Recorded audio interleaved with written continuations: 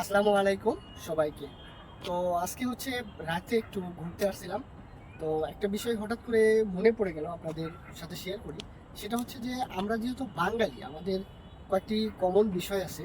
তো আমাদের উপরে ওঠার যে সিঁড়িগুলো তার ভিতরে আমরা হচ্ছে এটা ৩ ভাবে বিভক্ত করতে পারি বা আমার অভিজ্ঞতা থেকে আমি যেটা পেয়েছি।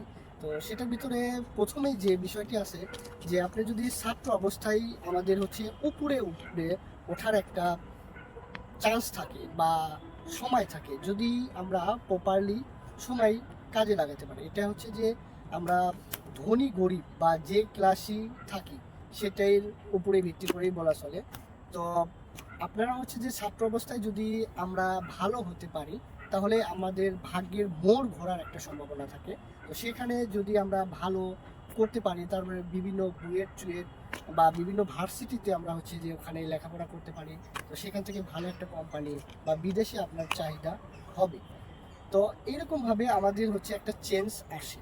তো দ্বিতীয়ত আমরা যেহেতু বাঙালি, তো আমাদের হচ্ছে যে যদি সোনার চামচ মুখে দিয়ে জন্মগ্রহণ করি, সেটা একটা বিষয় থাকে।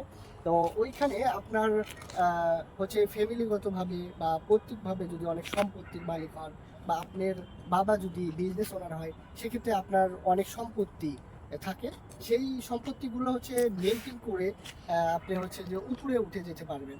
শহরে বা গ্রামে ভালো একটা পজিশনের দোকান বা আপনার হচ্ছে যে যেহেতু আপনার বাবা মা যদি সম্পদশালী হয় সেক্ষেত্রে দেখা যায় যে অনেক আত্মীয় স্বজন আপনাদের পরিচিত থাকে ভালো।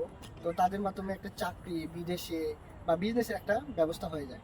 তো এই গেল হচ্ছে আমাদের দ্বিতীয় নাম্বার স্টেপ। এইভাবে আমাদের হচ্ছে জীবন একটা পর্যায়ে দাঁড় হয়ে যায়।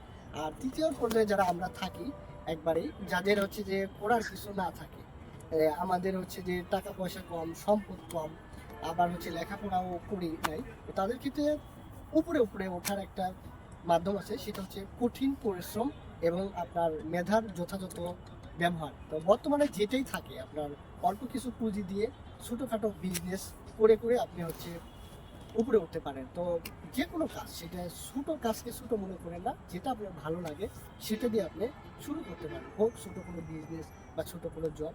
এটা মেনে নিতে হবে। এটাই আমাদের বাংলাদেশের হচ্ছে বাঙালিদের ফিলোসফি। তো সকলেই ভালো থাকবেন। আসসালামু আলাইকুম।